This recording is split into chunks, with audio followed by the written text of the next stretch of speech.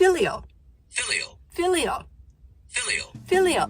Okay. I do want to mention this, that as far as the filial law, if there was, because I did question this and I looked it up, found my answer. If the parents were abusive or abandoned you in any way when you were young, filial does not apply, okay? Today, I'm going to talk about a subject that is very important for seniors and for children, grown children who have senior parents. It's called Filial Law, and it's applicable in 30 states. Let's see how to pronounce it. Filial. Filial. Filial. Filial. Filial. Filial. Okay. I want you to watch this all the way through, because I'm going to talk about, first, I want to talk about what it is. I want to talk about the history of it, because it does have a very interesting history. And I also want to talk about how to, at the very end, how to save ourselves, how to save our children from the burden of us. Because, going into a nursing home, you could have $200,000 in your bank, okay? And within 1 or 2 years, that money could be gone. But you're still in the nursing home. So let's talk about filial. Let's see, is that right? Filial. Filial. Okay, thank you. Let's go. Watch it all the way through.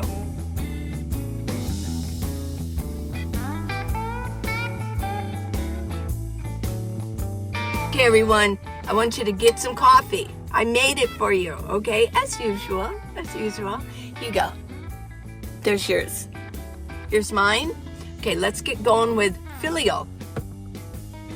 Filial. Filial. Now, the hidden laws that could make your grown child pay your bills. Oh my gosh. I mean, it does sound like when I first heard it, I thought, oh, really? Well, isn't that interesting? I paid all my children's bills. Maybe it's time for them to start paying some of mine, right? Okay, that wasn't nice. Okay, I would never do that. Okay, but listen to this. Imagine getting a $93,000 bill for your parents' nursing home care. Oh my gosh. $93,000, that's a lot of money. And being legally required to pay it. Your grown children would legally be required to pay this bill. This isn't a hypothetical. It happened in Pennsylvania. And similar laws exist in 29 other states. 30 states altogether have the filial law. The hidden regulations that could make you financially responsible for your parents' care. So, yeah, this actually happened. Well, I want to go into the history of filial law. In ancient Rome, oh my gosh, where the very first filial responsibility laws were written into the civil code.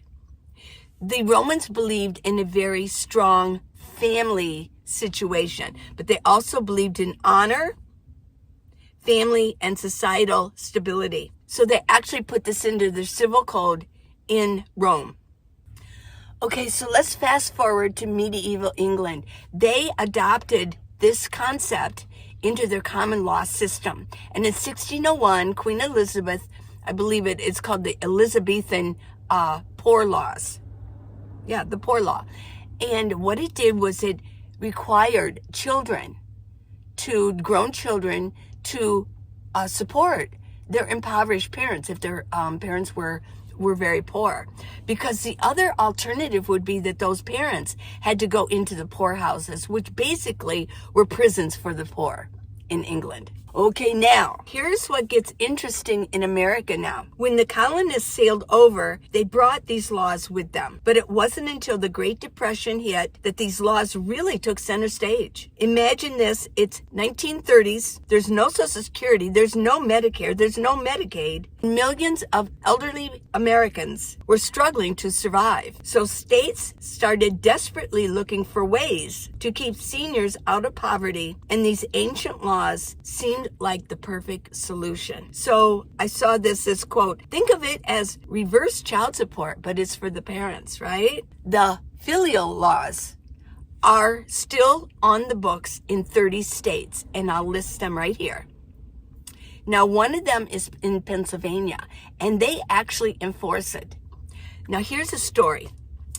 John Pitts, Pitts, what an unfortunate name. John Pitts' elderly mother was in an accident. Well, she had to go into a nursing home for about 6 months. Now, she had applied for Medicaid, but it hadn't kicked in yet. This was in 2021, so that was only 4 years ago. Well, Medicaid hadn't kicked in yet, and she was then released from the nursing home. Well, here's the thing. She then later moved to Greece. So who did they go after? They went after John Pitts. They sent him a bill for $93,000. Now, John had other siblings, but they didn't care. The courts said that he was responsible for those bills because of this law, for the Filial Law. So they actually used it. They pulled it out and they held it and go, oh my gosh, here's a way that we can get this paid. And so he fought it and he took it to, I think it's the Pennsylvania, the Superior Court, and lost. He had to pay $93,000 for his mother because she didn't have in fact, they didn't, and in this case, they didn't even need to inquire whether she had the money or not. So let me read this. They didn't have to wait for the Medicaid decision. And the court said 3 things had changed. And this terrified elder law attorneys, this article said. So first of all, they didn't have to wait for the Medicaid decision. They could just bill her son. And they didn't have to prove that the mother couldn't pay. And John Pitts fought it all the way to the Superior Court and he lost. He had to pay that. The law said they could target just one child, even though John had other siblings. So I did question this and I looked it up and I did find my answer. Now, my domicile is in Ohio, but I have children. One is in Ohio and I have children in Arizona and another state. So I looked online how that works interstate. Well, let's say in Ohio, they do have Filial Law, but in Arizona, they do not. So there's no way that they could go after my children in Arizona. Plus, it said that they rarely would do something like that. It takes a lot of paperwork and a lot of time to actually go interstate when there's a court case like this. In Ohio, it is a misdemeanor if your impoverished parent needs help. Although it hasn't been used in a very long time, but they do, it's still on the books. What if, because I know Montana has Filial Law, what if I'm from Ohio and my son is in Montana? Could they interstate that? And they said, this is really weird. This law is so confusing. And that's why a lot of states don't do it anymore. But they could. It would take a long time. It would take a lot of paperwork to go interstate like that. But both states have Filial Law. Nowadays, we're all in different states. Children are here, parents are there. So when do these laws actually get enforced? These are common triggers for it. Unpaid nursing home bills, long-term care costs, medical expenses, and mental health care. Now, it's interesting that Arkansas has the Filial Law, but it only applies to mental health care. That's it. If your aging parents need mental health care and they can't afford it, the child is by law responsible for the bills. I know. It's pretty weird, isn't it? Have you ever heard of this before? I never did. Picture this scenario. I want to actually read this for you. Your mom needs nursing home care immediately because, something happened. She fell. Or she just is out of surgery and there's nobody to take care of her. You can't take care of her. You can't bring her into your home. You don't have the proper facility for that. So you're stressed, you're worried, and the nursing home hands you a 30-page agreement. They're trusting you. They're not trusting you. They're rushing you. Okay, I read that wrong. They're rushing you, saying they need it signed right now to admit your parent. You see a line that says responsible party or financial agent, and you sign it. Stop right there. Don't do it, okay?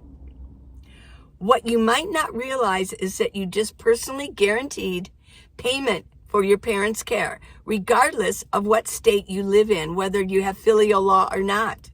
Regardless of what state you live in or what the filial responsibility laws say, you just voluntarily took on potentially hundreds of thousands of liability. Oh my gosh. So, grown children of senior parents, listen up. And if you're a parent, you don't want to burden your children. I wouldn't want to burden mine. So I'm definitely going to talk to my children about this. Now, if you've already got yourself set up financially, I mean big time financially, I'm sure that Elon Musk does not have to think about this, okay? But even if you have, like I mentioned earlier, even if you have like 200 grand in the bank and you go into it, you need nursing care, that can go within a year and a half to 2 years. It's usually around $100,000 a year. A nursing home is going to take that money and it's going to drain it. And then they're going to be going after whoever signed this improperly.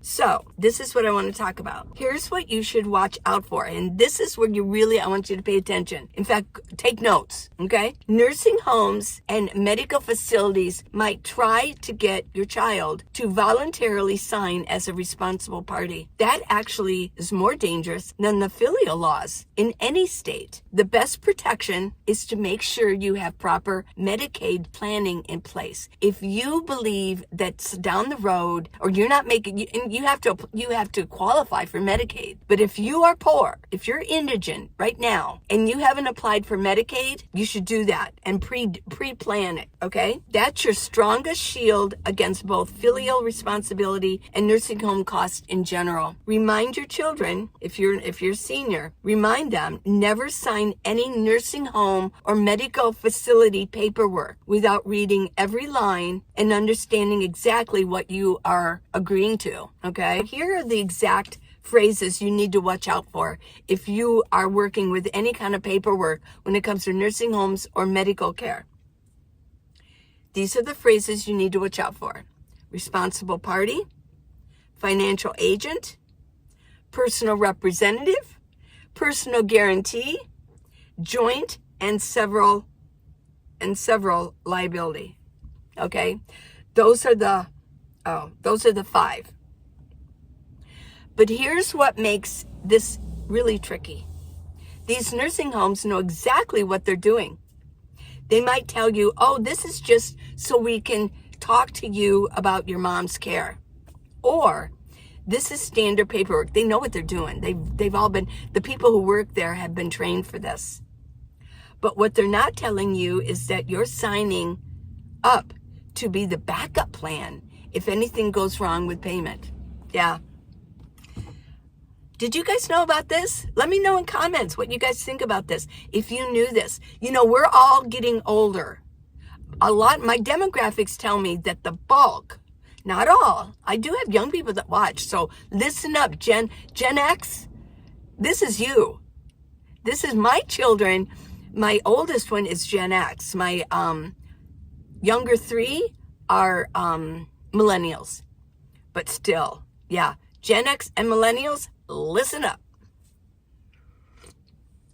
Because your parents are like me. We're getting older. We're not like, some are. They're in nursing homes. But I would say, like, I'm 71. My parents are not alive anymore.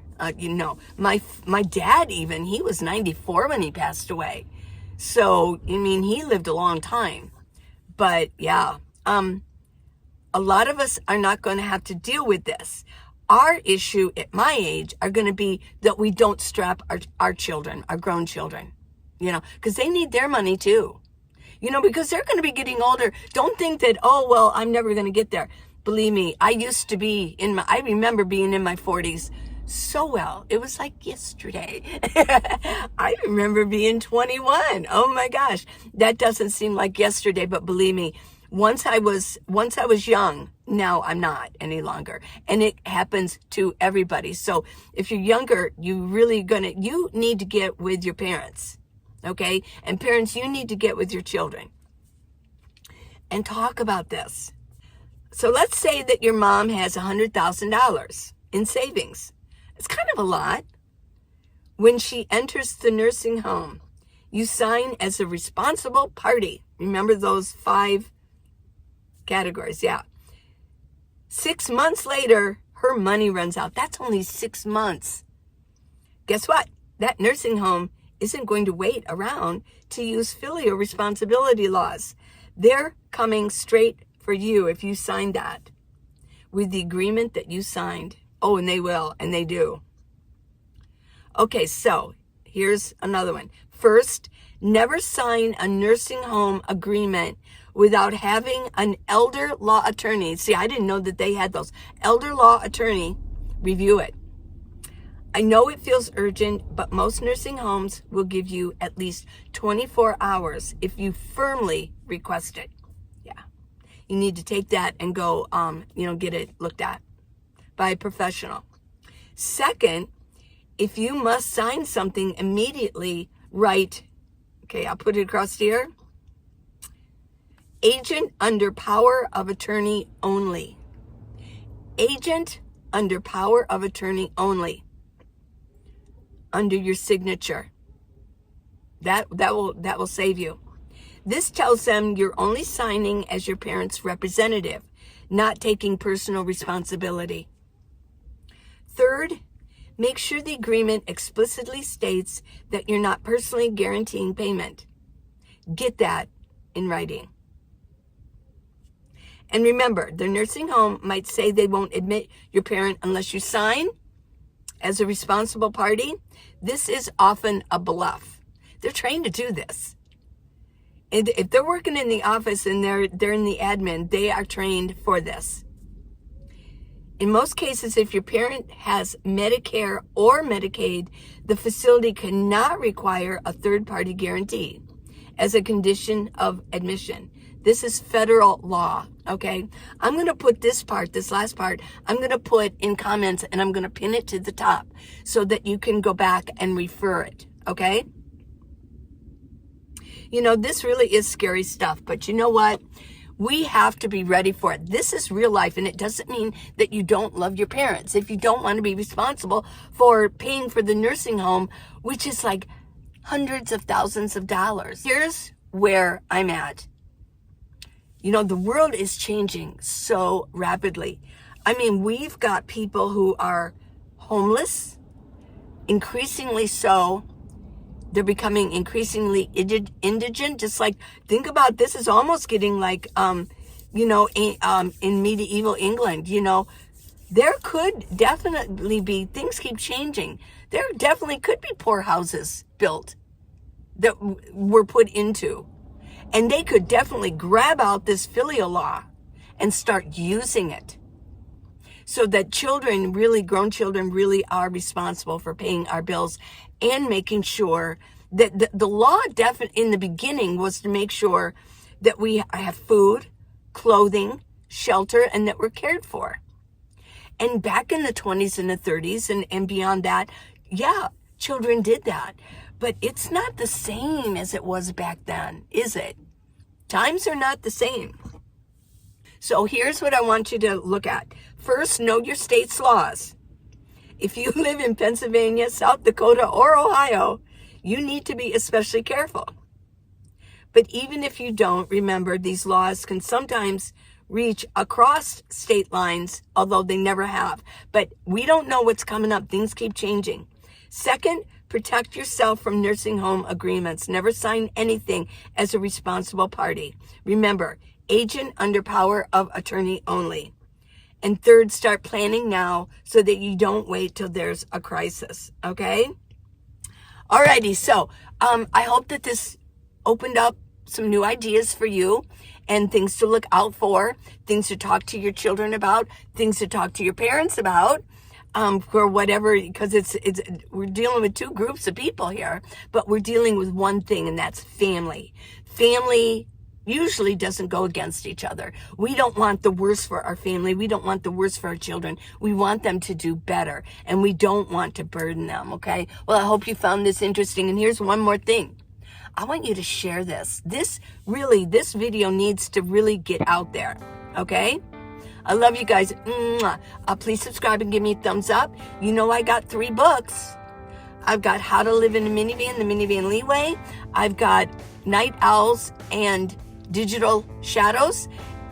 Good, really, really good van life thriller. And I've got The Guy in the Orange Tent, which is a van life thriller also. So, yeah.